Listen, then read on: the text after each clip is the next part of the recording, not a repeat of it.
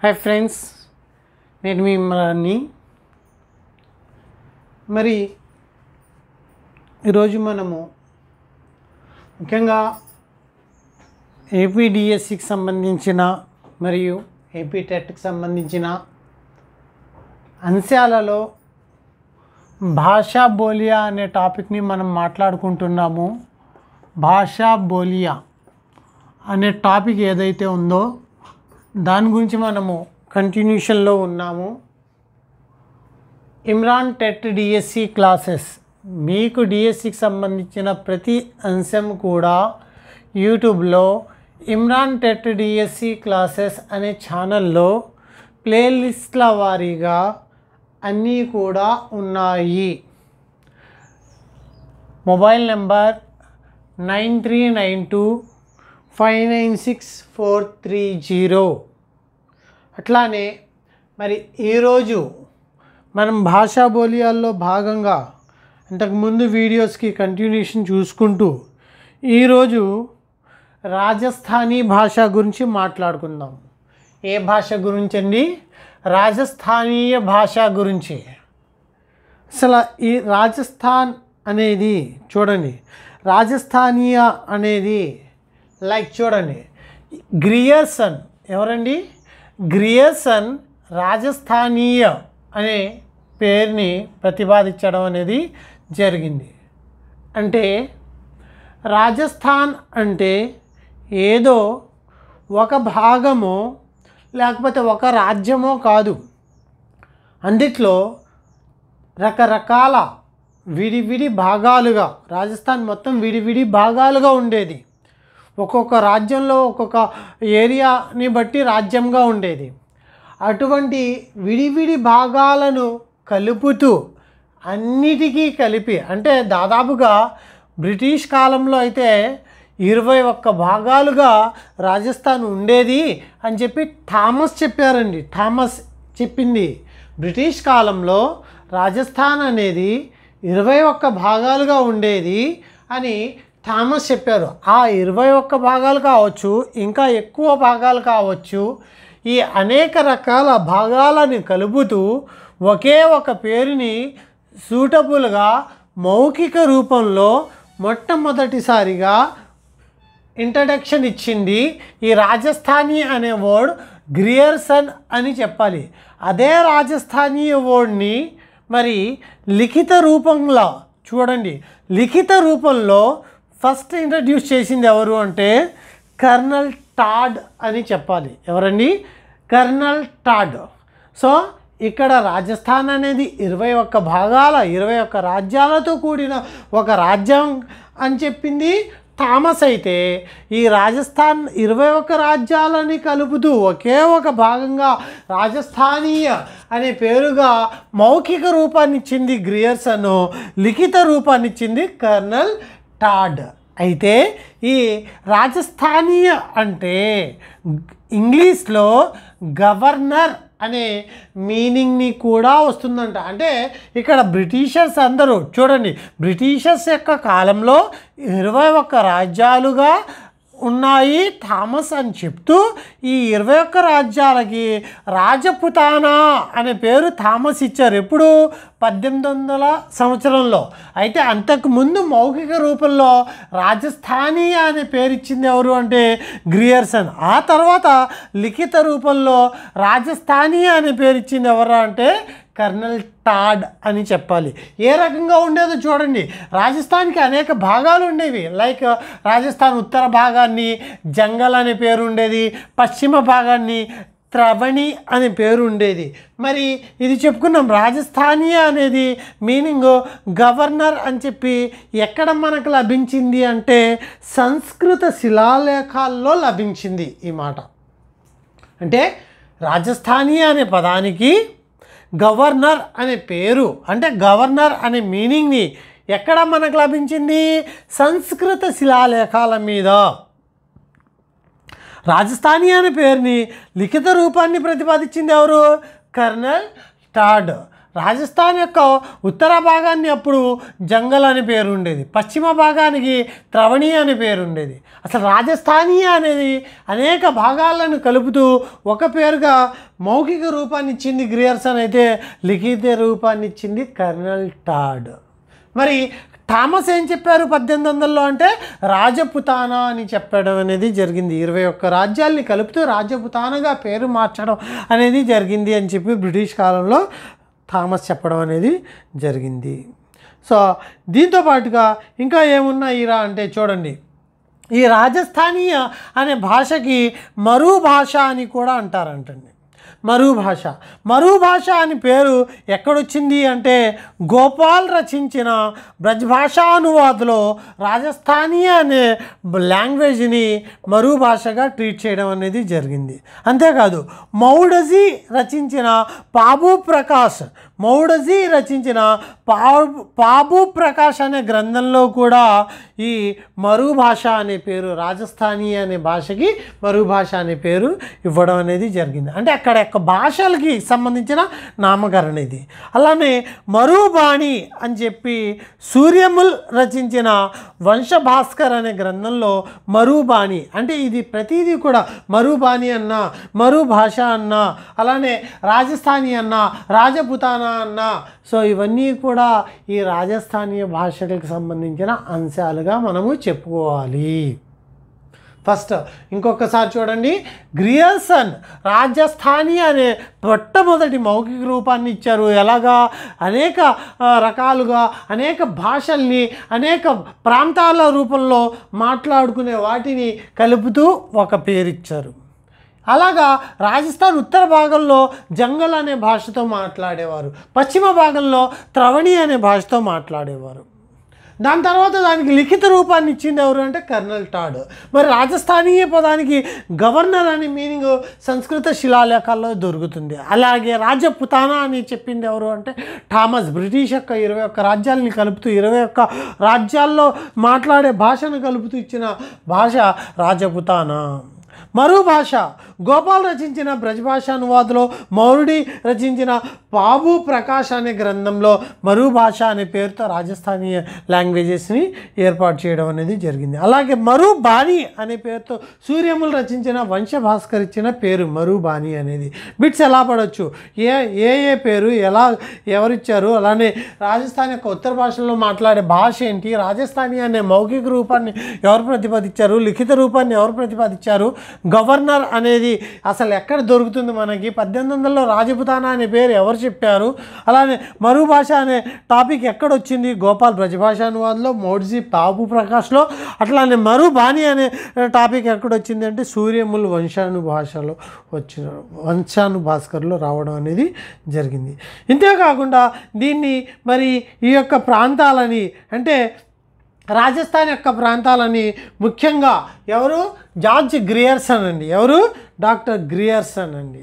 రాజస్థానీ बोलियों को 5 वर्गों में बांटा है. ఎన్ని వర్గాల రూపంలో మార్చారు రాజస్థానీ బోలియాల్ని అంటే 5 వర్గాలుగా మార్చడం అనేది జరిగింది. ఎన్ని వర్గాలుగా?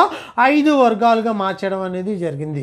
1 పశ్చిమీ రాజస్థానీ, 2 ఉత్తరీ పూర్వ రాజస్థానీ, 3 మధ్య పూర్వ రాజస్థానీ, 4 దక్షిణ పూర్వీ రాజస్థానీ, 5 దక్షిణీ రాజస్థానీ.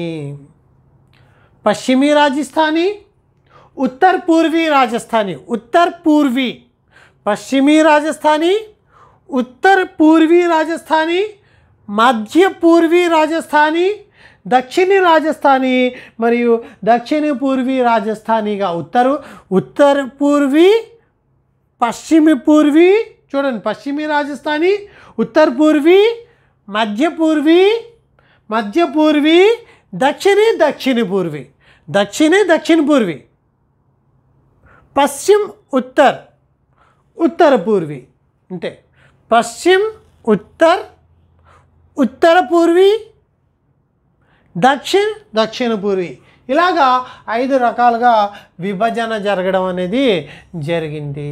ఆ 5లో మరి మనము మాట్లాడాల్సింది ముందుగా పశ్చిమీ రాజస్థానీ గురించి మాట్లాడుకుందాము.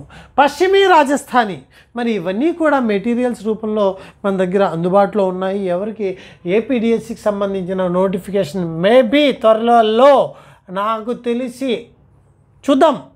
ఏప్రిల్ మంత్లో టెట్ అయితే ఉండదు పక్కా. ఫస్ట్ రెండోది ఇచ్చేది ఏపీడిఎస్సినే.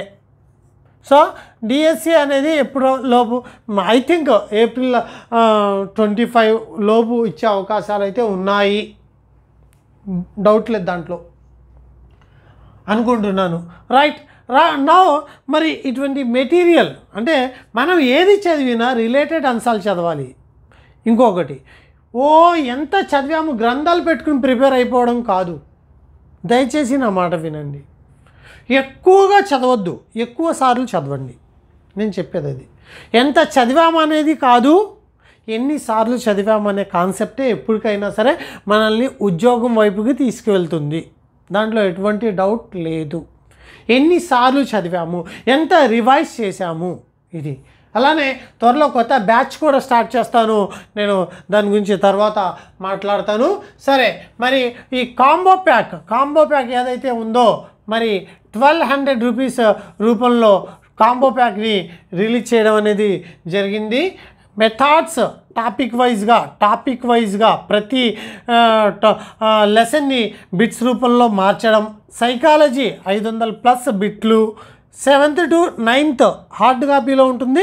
10th పీడిఎఫ్లో పెడతాను. ఇంకా 10th ఇంకొక టాపిక్ ఉంది అవ్వాల్సింది. అది అయిన తర్వాత నేనే వీడియోలో మీకు మెసేజ్ ఇస్తాను. నెక్స్ట్ ప్రీవియస్ పేపర్స్ 2018కి సంబంధించిన DSC LP TGT school assistant. Next model papers ఒక 5.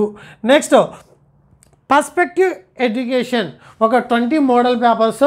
ఒక్కొక్క మోడల్ పేపర్లో 20 బిట్లు ఇంగ్లీష్ మరియు హిందీలో ఉన్నాయి. సో 1200 రూపీస్ దీని యొక్క ప్రైస్. ఎవరికి కావాలంటే వాళ్ళు 9392596430 కాల్ చేయండి, తీసుకోండి.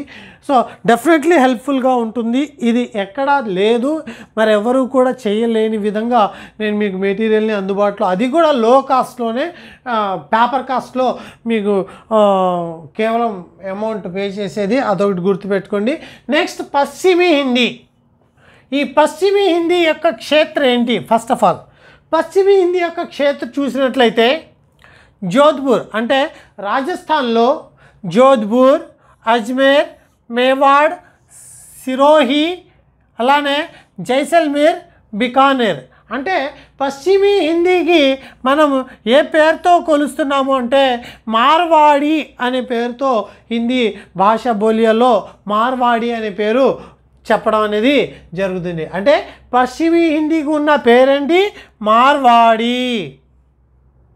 ఈ మార్వాడి యొక్క క్షేత్రం ఏంటి అంటే జోధ్పూర్, అజ్మేర్, మేవాడ్, సిరోహి, జైసల్మేర్, బికానేర్.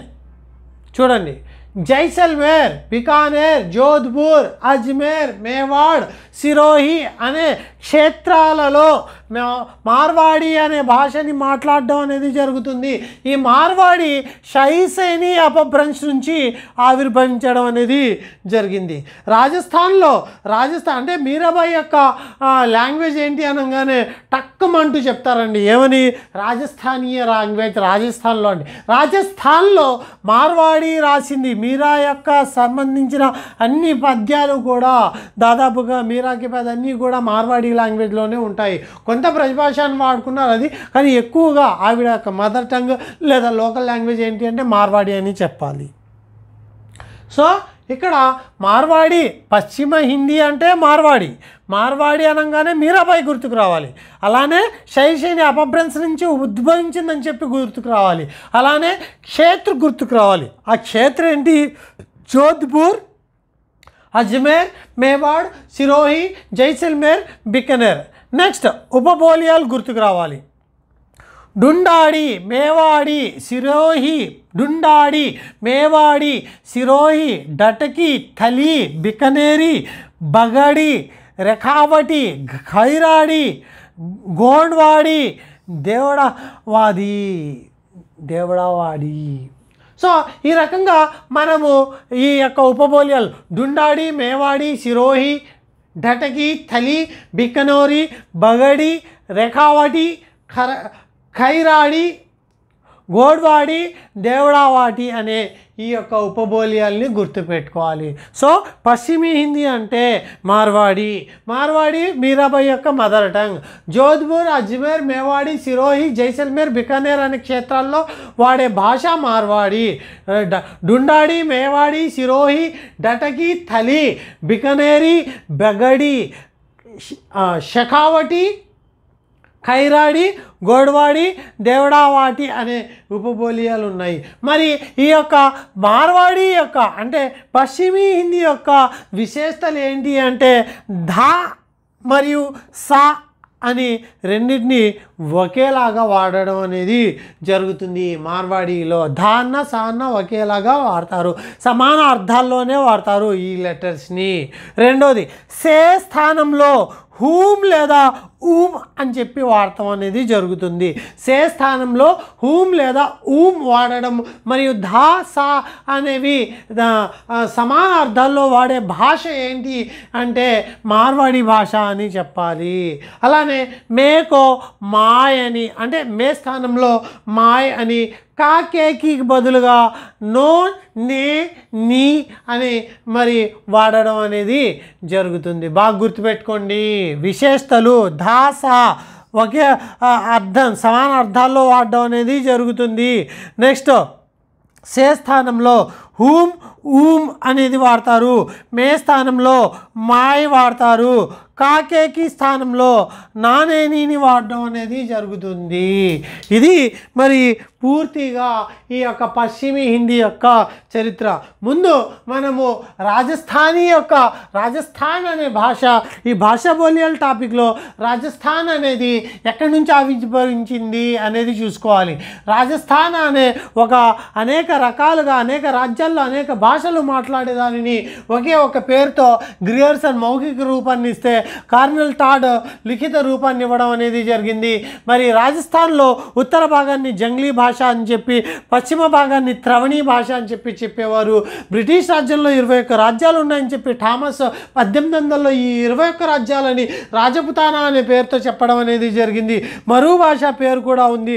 గోపాల్ రాసిన బ్రజ్ భాషానువాదులో మరూ భాష అని చెప్పి సంకేతాలు ఇచ్చారు రాజస్థాన్కి. అలాగే మౌర్జీ రాసిన బాబు ప్రకాష్ అనే గ్రంథంలో మరూ భాష అనే సంకేతాన్ని ఇవ్వడం అనేది జరిగింది. అలానే మరూబాని అనే పేరు అంటే రాజస్థాన్ భాషకి మరూబాని అనే పేరు ఎవరిచ్చారు అంటే సూర్యముల్ ఇది ఏ గ్రంథంలో ఇచ్చారు అంటే వంశభాస్కర్ గ్రంథంలో ఇచ్చారు.